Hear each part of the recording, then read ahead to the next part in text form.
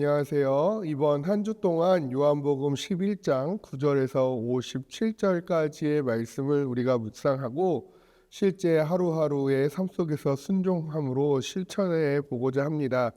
이번 주의 본문들은 예수님의 공생애 가운데 가장 강력한 표적이라고 할 수 있는 나사로의 부활 사건을 기록하고 있습니다.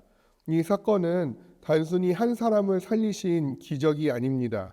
예수님이 누구신지 그리고 우리가 어떤 믿음으로 살아가야 하는지를 드러내는 아주 결정적인 장면이라고 할 수 있습니다.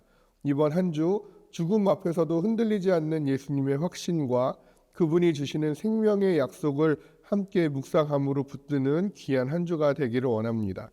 먼저 월요일인데요.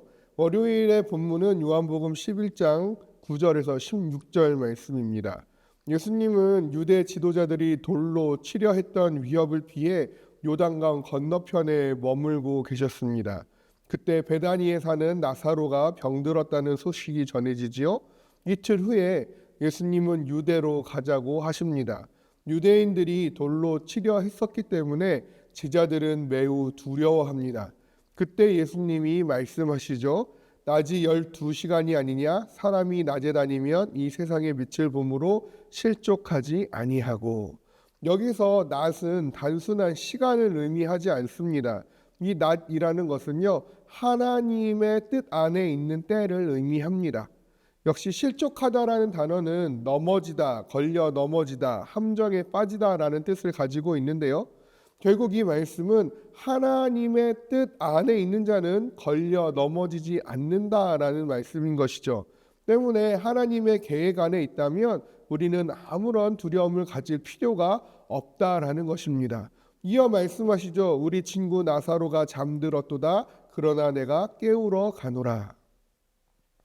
여기서 잠들다라는 이 코이마오라는 단어는요, 성도의 죽음을 표현할 때 쓰이는 단어입니다. 왜 죽음을 잠이라고 하셨을까요? 예수님께 있어서 죽음은 끝이 아니라 깨울 수 있는 상태이기 때문에 그렇습니다. 그러나 제자들이 이해하지 못하자 예수님은 분명히 말씀하시죠. 나사로가 죽었느니라. 그리고 덧붙이시기를 내가 거기 있지 아니한 것을 너희를 위하여 기뻐하노니 이는 너희로 믿게 하려 함이라. 그러나 그에게로 가자라고 말씀하시죠. 나사로가 죽은 것으로 인하여서 지금 예수님은 기뻐한다고 말씀하시고 있는 것이죠. 왜냐하면 그것이 너희로 믿게 하기 때문에 라고 말씀하시는 것입니다. 지연은 하나님의 거절이 아님을 우리는 이 부분에서 기억해야 하는 것입니다. 지연은 오히려 하나님께서 준비하시는 과정이시고 지연은 우리에게 있어서 믿음을 세우는 시간이 되는 것입니다. 혹시 지금 왜 주님이 바로 응답하시지 않으실까라고 그런 의문에 빠져 계신가요? 그러한 자들에게 본문은 말씀합니다. 지연이라는 것, 우리의 기다림이라는 것은 무관심이 아니라 더 큰 영광을 위한 하나님의 시간이라는 것이죠. 하나님의 기다림의 시간을 보내고 계십니까? 이를 통해 나의 믿음을 더 굳게 하실 것을 소망함으로 잠잠히 하나님의 때를 기다리는 우리가 되기를 소망합니다. 화요일 말씀입니다. 요한복음 11장 17절에서 26절 말씀이지요. 예수님이 도착했을 때 나사로는 무덤에 있은 지 이미 나흘이 되었습니다. 당시 유대인들 사이에는 영혼이 한 사흘 정도, 3일 정도는 시신 주변에 머문다는 생각이 있었습니다. 그런데 예수님이 도착하셨을 때 나사로는 이미 나흘째, 4일째 무덤에 있었다라는 것이죠. 때문에 이 나흘이라는 시간은 완전한 죽음이 확인된 상태, 완전한 죽음을 의미하는 시간이 되어지는 것이죠. 마르다가 그 주님께 말합니다. 주께서 여기 계셨더라면 내 오라비가 죽지 아니하였겠나이다. 이 마르다의 고백 가운데는요, 예수님을 향한 믿음과 또 예수님을 향한 아쉬움이 함께 담겨 있지요. 그러한 마르다에게 예수님은 말씀하시죠. 내 오라비가 다시 살아나리라. 그러고 나서 선언하시기를 나는 부활이요 생명이니 나를 믿는 자는 죽어도 살겠고 무릇 살아서 나를 믿는 자는 영원히 죽지 아니하리니 이것을 내가 믿느냐. 여기서의 부활은요, 다시 일어남을 의미하고요. 생명은 하나님과 연결된 영원한 생명을 나타냅니다. 예수님은 부활을 주시는 분이며 또 그 부활 그 자체가 되시는 분이라는 것이죠. 예수님 안에서의 영생은 훗날 죽음 이후에 주어지는 것임과 동시에 바로 지금 나에게 이미 주어진 생명인 줄로 믿으시기 바랍니다. 부활을 고백하고 믿는다라고 우리가 이야기하는 것은 내가 죽은 이후에 하나님의 나라에서 영원토록 살게 된다는 사실을 믿는 것과 동시에 오늘 나에게 찾아온 고난과 역경 가운데서도 나를 지키시고 살리시는 예수님을 믿는다라는 것을 의미합니다. 지금 나와 함께 계시는 생명의 예수님을 신뢰하는 우리가 되어지기를 소망합니다. 수요일 말씀입니다. 요한복음 11장 27절에서 35절이고요. 이제 마리아는 급히 일어나 예수님께 나아옵니다. 그리고 엎드리지요. 주께서 여기 계셨더라면 내 오라버니가 죽지 아니하겠나이다. 21절에 마르다와 같은 말을 하고 있는 것이죠. 마리아 역시 예수님을 향한 믿음과 아쉬움이 담긴 심정을 슬픔 가운데 토해내고 있는 것을 보게 됩니다. 예수님은 마르다에 이어 마리아가 우는 것, 그리고 그 자리에 함께 있었던 모든 유대인들이 우는 것을 보시고 심령의 비통이 여기시고 불쌍히 여기사라고 말씀하고 있습니다. 여기서 비통이 여기다라는 것은요, 깊은 분노를 뜻하고 있습니다. 그럼 예수님은 지금 무엇에 대하여 그렇게 분노하셨을까요? 학자들은 이것에 대해서 두 가지로 해석하는데요. 사랑하는 나사로가 지금 무덤에 있고 그 자리에 있는 모두가 절망 가운데 울고 있음을 보면서 이 죄로 인해 생겨난 죽음 자체에 대한 분노, 그것이 지금 예수님이 비통히 여기시는 깊은 분노에 휩싸이는 첫 번째 이유라고 생각을 하고요. 두 번째 학자들은 이것에 대한 해석을 예수님께서 부활을 이미 말씀하셨음에도 죽음이 끝이라고 생각하고 있는 그들이 가진 불신과 절망에 대한 분노라고 해석하기도 합니다. 그와 동시에 예수님은 불쌍히 여기시면서 눈물을 흘리시죠. 35절의 말씀은 눈물을 흘리다. 여기서 이 눈물을 흘리다라는 것은 조용히 흐르는 눈물을 의미합니다. 예수님이 눈물을 흘리시는 이 장면이 중요한 이유는 세 가지인데요. 첫 번째, 예수님은 감정이 없는 신적 존재가 아니시라는 것이죠.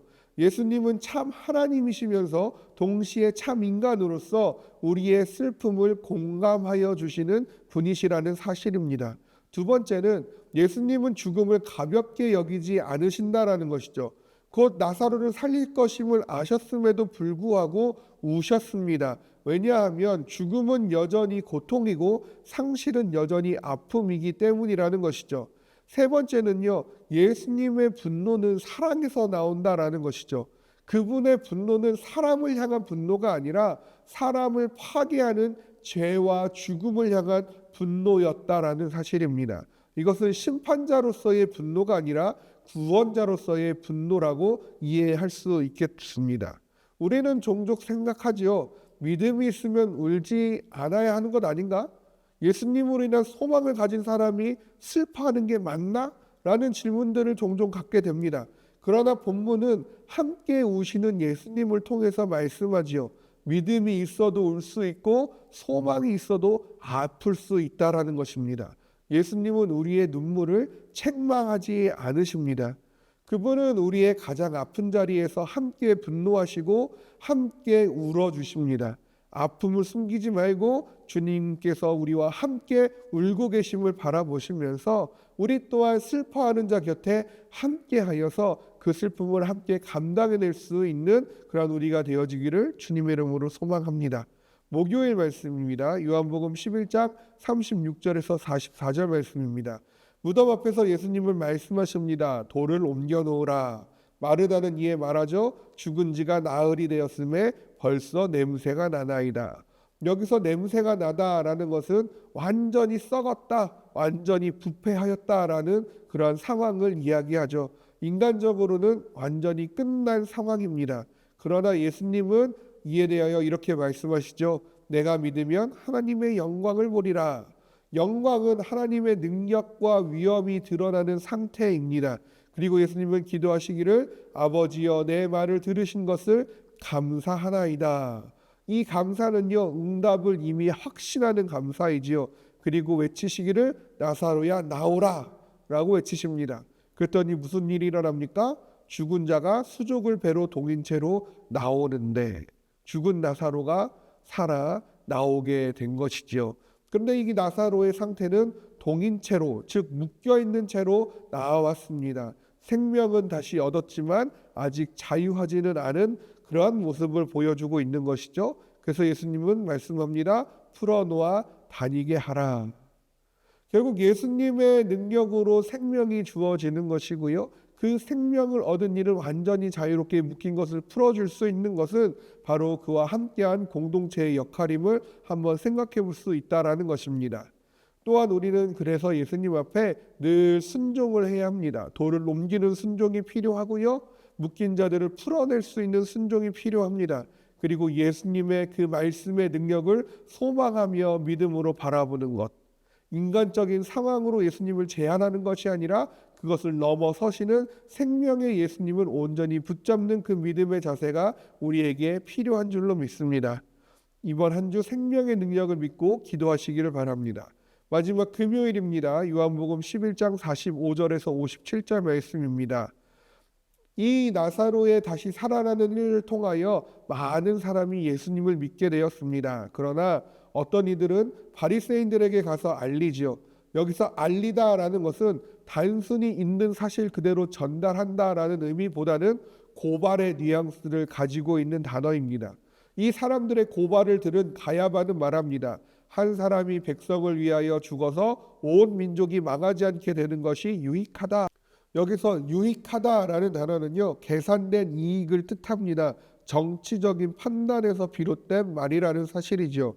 요한복음 11장 48절에서 종교 지도자들은 이렇게 말하고 있어요. 만일 그를 이대로 두면 모든 사람이 그를 믿을 것이요 로마인들이 와서 우리 땅과 민족을 빼앗아 가리라. 이 이야기에서 이미 드러나는 것은 신앙적 고민이 아니라 정치적 계산이라는 것이죠. 가야바는 그 해의 대제사장이었습니다. 대제사장은 단순한 종교 지도자를 넘어서서 로마 체제 안에서 권력을 유지하던 정치적 인물이었습니다. 당시 유대는 로마의 지배 아래 있었고 메시아 운동처럼 보이는 움직임은 자칫 로마의 군사적 개입을 불러올 수 있었다라는 것이죠. 즉 가야바의 논리는 아주 단순합니다. 한 명을 제거하면 체제는 유지된다라는 것이죠. 이것은 신앙적 판단이 아니라 기득권을 지키기 위한 냉혹한 현실적인 계산에 가까운 것입니다. 그러나 요한은 이에 대하여 이렇게 말을 합니다. 이 말은 스스로 함이 아니요 그 해의 대제사장이므로 예수께서 그 민족을 위하시고 또 그 민족만 위할 뿐 아니라 흩어진 하나님의 자녀를 모아 하나가 되게 하기 위하여 죽으실 것을 미리 말함이러라. 아이러니하게도 그의 정치적인 계산은 하나님의 구속계획 안에서 대속의 예언이 되고 있음을 보는 것이죠. 그는 권력을 지키려 했지만 하나님은 그 말을 통해 복음을 선포하게 하신 것입니다. 이 장면은 단지 가야바만의 이야기는 아닐 것입니다. 우리도 또한 때때로 신앙의 언어를 사용하면서도 사실은 내 자리, 내 안정, 내 체제를 지키고 있을 수 있다라는 것이죠. 백성을 위하여라는 것은 대속의 의미를 가집니다. 한 사람이 대신 죽는 것, 같은 기적 앞에서도 믿음과 계산으로 나뉘는 반응을 이 본문을 통해 우리는 보게 되는 것이죠. 우리가 예수님 앞에서 늘 계산하지 않기를 바랍니다. 눈에 보이는 것 안에 감추어진 하나님의 역사하시는 손길을 붙잡는 지혜로운 우리가 되어지기를 주님의 이름으로 소망합니다. 이번 한 주의 묵상은 예수님은 죽은 앞에서도 흔들리지 않으셨고 눈물의 자리에서 함께 하시며 결국 생명으로 우리를 이끄시는 분임을 말씀해 주고 있습니다. 그리고 그 생명을 위해 자신을 내어주시는 구원자 되신 예수 그리스도를 명확히 보여줍니다. 무덤 같은 현실 속에서도 나의 어려움과 아픔을 공감하시며 나는 부활이요 생명이니 말씀하시는 그 위로의 주님, 그 생명의 주님, 구원자 되신 주님을 붙들며 믿음으로 살아가는 우리가 되기를 주님의 이름으로 소망합니다.